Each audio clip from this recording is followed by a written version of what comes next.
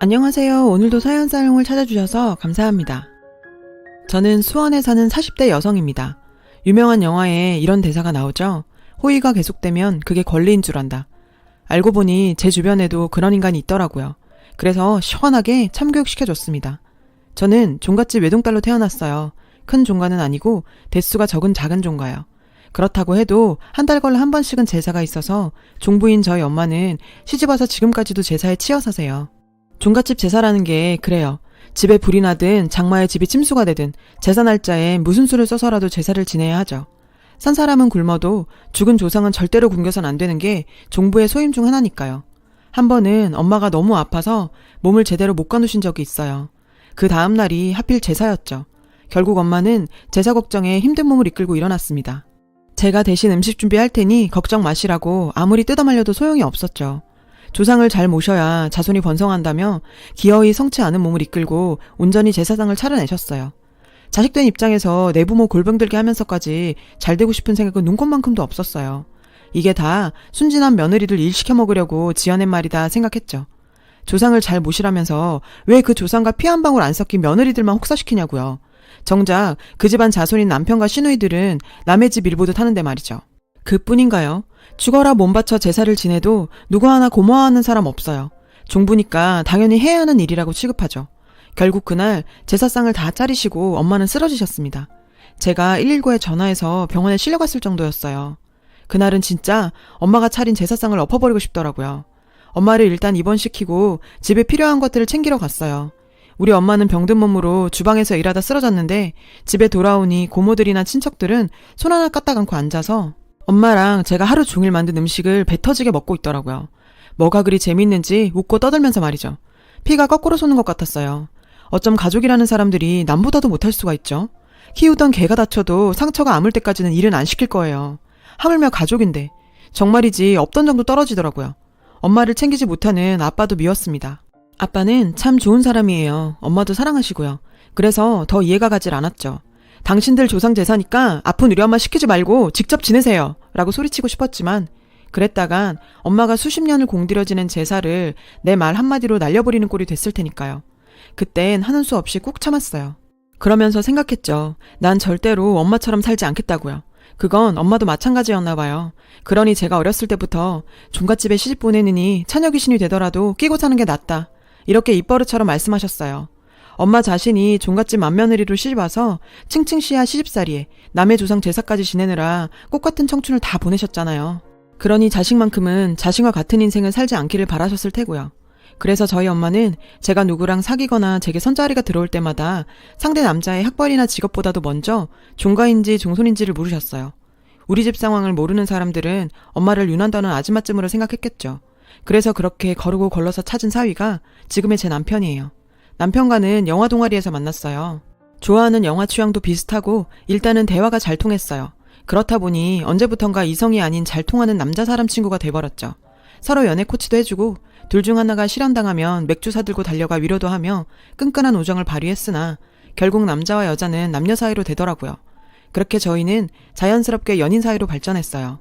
남편은 장남이긴 했지만 집안이 종가도 아니고 부모를 보양해야 하는 처지도 아니었어요. 엄마는 그 점을 가장 마음에 들어 하셨죠. 게다가 저희 시댁은 저희가 결혼할 당시만 해도 제사가 없었어요. 결혼하고 다음 해 시아버지께서 병환으로 돌아가시고 그때부터 제사를 지내게 됐죠. 시어머님은 제사를 지내본 적이 없는 분이셨어요. 난 이 나이 먹도록 제사를 지내본 적이 없어서 뭘 어떻게 해야 하는지도 모르겠다 얘. 참 니네 친정이 종가라 그랬지? 보고 배운 것도 많겠네. 잘됐다. 앞으로 네 시아버지 제사는 네가 모셔라. 조상님들 제사 잘 지내면 자식들한테 좋다잖니. 네 자식들 위해서라도 시아버지 제사 열심히 지내. 할 수 있지? 왜 대답을 안 해? 할 수 있어 없어? 네, 그럴게요. 저는 얼떨결에 시아버지 제사를 떠맡게 됐어요. 사실 제가 시집오고 얼마 안 돼서 시아버지께서 돌아가신 거라 주변에서 말들이 많았거든요. 며느리가 시아버지를 잡아먹었네 어쨌네. 그 말이 억울하기도 했고 무엇보다 짧은 기간이었지만 아버님과 정이 많이 들었기 때문이기도 해요. 아버님께서는 딸이 없어서 아쉬웠는데 딸 같은 며느리가 생겼다며 좋아하셨어요. 시어머니 몰래 종종 용돈도 주시며 아빠가 딸한테 주는 용돈이니까 마음껏 쓰라고 하셨죠. 제사만 두고 봤을 때 크게 어려운 일은 아니었어요. 제사 상차림뿐만 아니라 제사 지내는 순서와 방식까지 어려서부터 보고 배운 대로 저희 친정 방식 그대로 했으니까요. 그런데 몇 년 전 시동생이 장가를 가고 동서가 들어오면서부터 조금씩 삐걱대기 시작했어요. 큰애야, 이번 제사 때는 상에 새우튀김이랑 식혜도 올리자꾸나. 평소에 제사에 대해 별 말씀 없으시던 시어머니께서 상차림에 대해 조금씩 간섭을 하시더라고요. 그렇다고 해봐야 음식 몇 가지 더 요구하시는 정도지만요. 그때만 해도 대수롭지 않게 넘겼어요. 그럴 수 있는 일이니까요. 정작 문제는 따로 있었죠. 동서, 내일이 아버님 제사인 거 알고 있지? 그래서 말인데 같이 만나서 장보고 일 시작할까 아니면 각자 음식을 나눠서 해가지고 어머님 댁에서 만날까? 동서는 어떤 게 편하겠어? 얘기 못 들으셨어요? 저 오늘 못 가요. 어머님께 말씀드렸는데. 왜? 무슨 일 있어? 바빠서요. 전 제가 잘못 들은 줄 알았어요. 시집와서 처음 맞는 시아버지 제사인데 바빠서 못 온다니요. 게다가 태도가 그게 뭐예요? 아무리 시어머님께 말씀을 드렸어도 혼자 일하게 된 손윗사람한테 미안한 마음도 없이 저렇게 당당할 일인가요? 생각 같아선 한마디 하고 싶었지만 동서드리고 첫 제사부터 큰소리 내기 싫어서 그냥 그때 넘어갔어요. 근데 웃긴 건 그 다음에 제사예요. 전 이번에도 동서한테 전화를 걸어 음식 준비를 어떻게 할지 물었어요. 그랬더니 대뜸 저 한가한 사람 아니에요. 왜 제사 때마다 사람을 귀찮게 해요? 어머님도 별말 안 하시는데. 알았어요. 이따 어머님 댁으로 나 대신 일할 사람 보내드릴게요. 그럼 됐죠? 자기 할 말만 하곤 전화를 끊어버리더라고요. 정말 기가 막혔죠. 뭐? 한가한 사람이 아니라고요? 사실 그동안 도련님을 통해서 동서가 어떻게 생활하는지는 익히 들어 알고 있었어요. 딱히 직업이 없는 동서는 하루 종일 집에서 드라마 몰아보기를 하거나 친구들 불러내 브런치 먹으며 다니거나 유행 따라 제주도며 치앙마이, 발리에서 한 달 살기를 하며 인스타에 사진 올리고 브이로그에 명품사들의 언박싱 동영상을 올리는 게 일과인 사람이죠. 운 좋게 주식으로 대박 터뜨린 돈으로 말이에요. 그런 사람이 바빠서 시아버지 제사에 못 온다는 게 말이 됩니까? 그런데 웃긴 건요. 그런 동서한테 저는 한마디도 따지지도 못했다는 거예요. 제가 동서 앞에서 그리 떳떳한 상황은 아니니까요. 저희 남편이 벌이가 신통치 않아요. 인테리어 관련 직종에 있는데 그쪽 일이 그래요. 일이 있을 땐 벌이가 좀 괜찮다가 일감 떨어지면 그날부터 기약 없는 백수죠. 그런 남편만 믿고 있을 수 없어서 저도 다 땡땡해서 일을 하고는 있지만 정규직이 된 지도 얼마 안 됐고 워낙 여기가 월급이 짜서 생활이 빠듯하거든요. 그러니 애를 가질 엄두도 못 내고요. 그런 와중에 집주인이 보증금을 올려달래서 동서한테 돈을 좀 껐어요. 상황이 그렇다 보니 동서 앞에서 할 말도 잘 못하게 되더라고요. 동서는 친정이 잘 사는 건 아닌데 결혼 전부터 취미로 주식을 해온 덕에 몇 번 재미를 크게 봤던 모양이에요. 현재 살고 있는 42평 아파트도 동서가 마련했다더라고요. 곳간에서 인심난다고 동서는 잘 버는 만큼 주변에 잘 써요. 특히 시어머님한테요. 기천만 원 하는 모피도 척척 사드리고 철마다 보약이며 수백만 원 하는 안마의자도 신형으로 놔드리고요. 그럴수록 맏며느리인 전 동서 앞에만 서면 주눅이 들어요. 제 잘못도 아닌데 말이죠. 장을 보는데 시간이 생각보다 오래 걸려서 시댁에 조금 늦게 도착했더니 인력사무소에서 왔다며 도우미 아주머니가 와 계시더라고요. 동서가 기어이 사람을 사서 보냈구나 싶어 어머님께 동서한테 따끔하게 한마디 해주십사 말씀드리려고 안방 쪽으로 갔는데 안방에서 동서와 통화하는 목소리가 들리더라고요. 얘, 뭐하러 사람까지 보냈니? 놔두면 큰애가 알아서 다 할걸. 친정이 종가 아니니. 걔 제사상 차리는 건 귀신이다 귀신. 그러니까 괜한 데 돈 쓰지 말고 인력사무소에 전화해서 아주머니 불러라. 그런데 쓸 돈 있으면 차라리 날 줘. 내가 네 대신 일할 테니 큰애가 뭘 뭐라고 해. 그러기만 해봐. 내가 가만두나. 자기가 시집와서 애를 낳기를 했어. 누구처럼 돈을 잘 벌기를 했어. 잘하는 거라곤 제사상 차리는 거 하나밖에 더 있어. 지네 친정엄마도 평생 종갓집 종처럼 산다더라. 원래 딸들은 지 엄마 팔자 따라간다 안 그러든. 그래도 우리 집 정도면 양반이지. 고작 해야 1년에 명절 2번에 제사 하나가 단데 어디 지네 친정에 될 거야. 지 엄마 팔자에 비하면 상전이다 상전. 그러니 큰애 신경 쓰지 마라. 내가 네 욕을 왜 하겠니? 작은애, 너야 돈도 잘 벌지 시애미한테도 잘하지. 흠잡을 게 뭐 있니? 참 이번에도 너 좋아하는 새우튀김이랑 식혜 잔뜩 해놓을 테니까 정훈이 편에 갖다 먹어라. 아가, 뭐 더 먹고 싶은 건 없니? 김치만두? 그래, 그럼 큰애한테 만들라고 하마. 한통속이었더라고요. 돈 잘 버는 며느리한테 입속에 혀처럼 구는 시어머니를 보고 있자니 멍청하게 나서서 남의 집 제사 또하는 내 자신이 한심하고 비참하더라고요. 저런 사람 입에 친정엄마까지 오르내리게 하고 도저히 참을 수가 없었어요. 전 그 길로 바로 집으로 돌아왔어요. 그리고는 그날을 끝으로 시댁과 발길을 끊었죠. 다행히 남편은 제 얘기를 듣곤 절 이해해줬고요. 그날부터 전 하루라도 빨리 돈 벌어서 동서한테 빌린 돈 갚아야겠다는 생각뿐이었어요. 투잡을 하기 위해 근무조를 새벽조로 바꿔서 까대기 작업을 했어요. 까대기 작업은 본사에서 박스에 담겨 들어온 제품을 다 까서 재분류하는 작업이에요.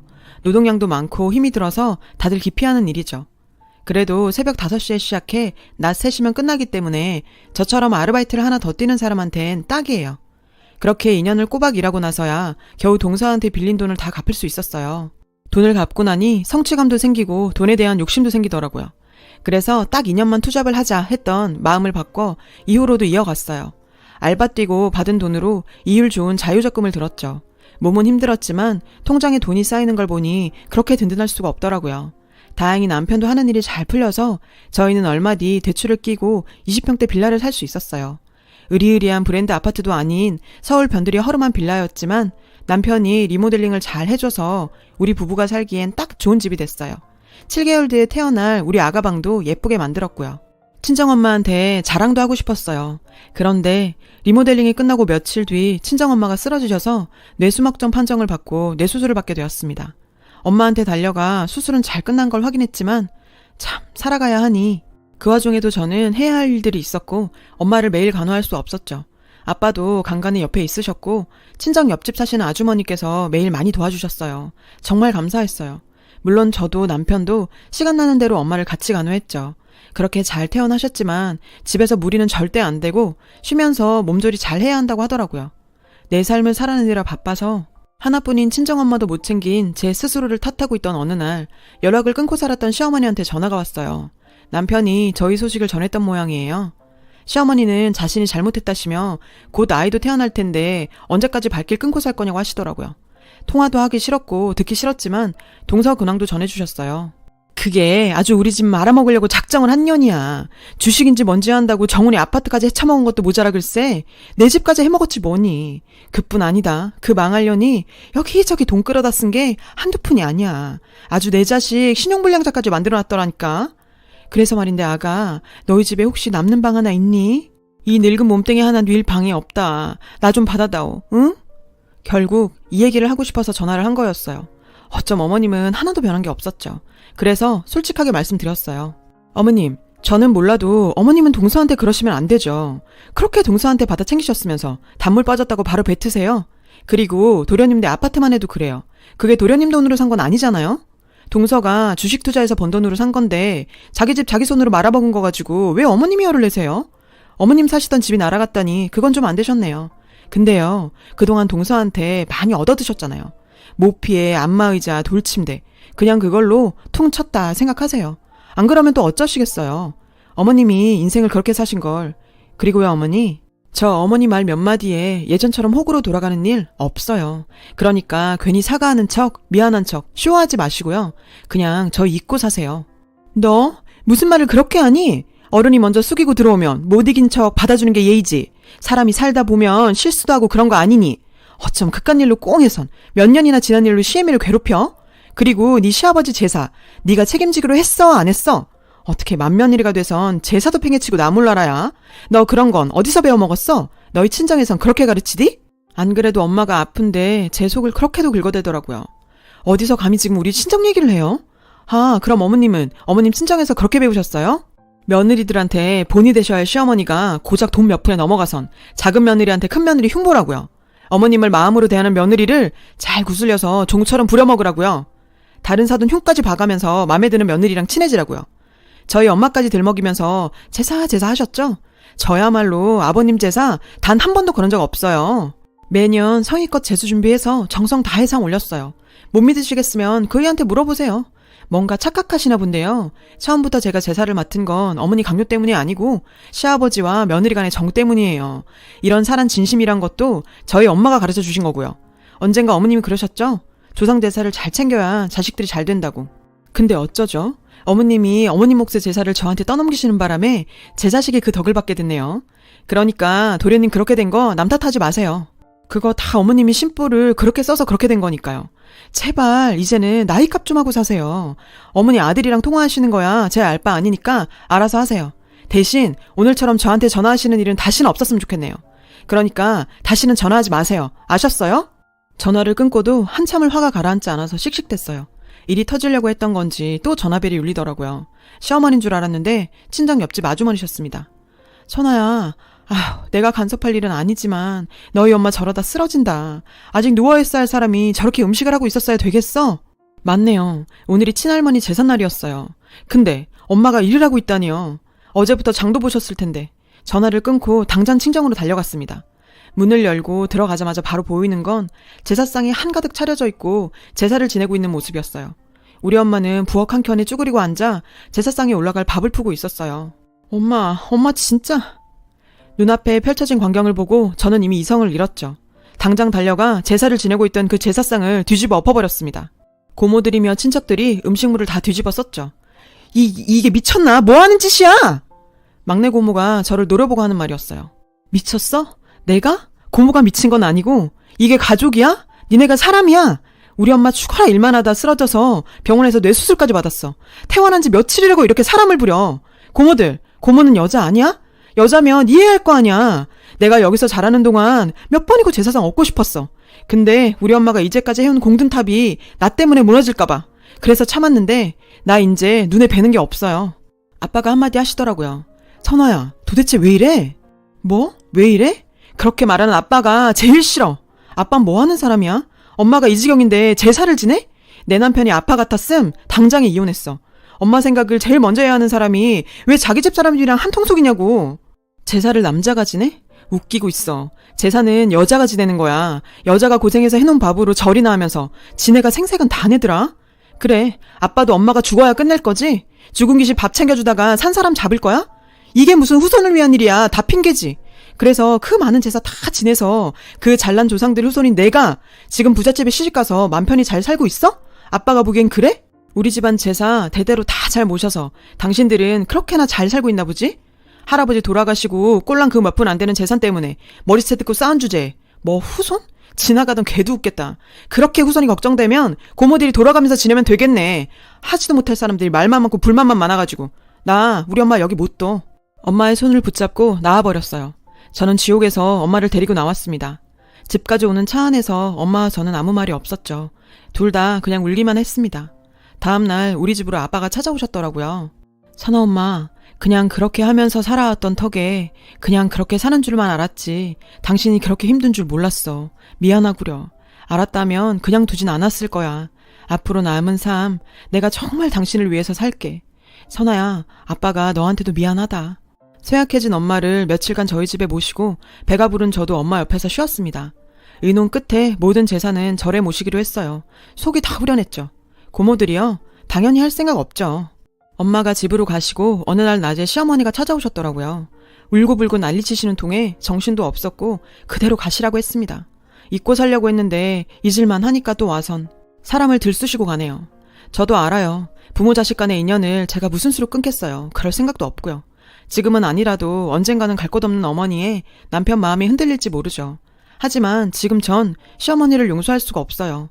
그리고 엄마를 보고 마음 아파하며 살았는데 제 자식한테 그런 삶을 보여주고 싶지도 않아요. 살갗이 다친 데는 연고 하나면 뚝딱이지만 다친 마음에는 약이 없다는 걸 시어머님도 아시길 바래요. 지금까지 제 사연을 들어주셔서 감사합니다. 여러분, 사연 댓글에 응원과 현명한 조언 부탁드려요.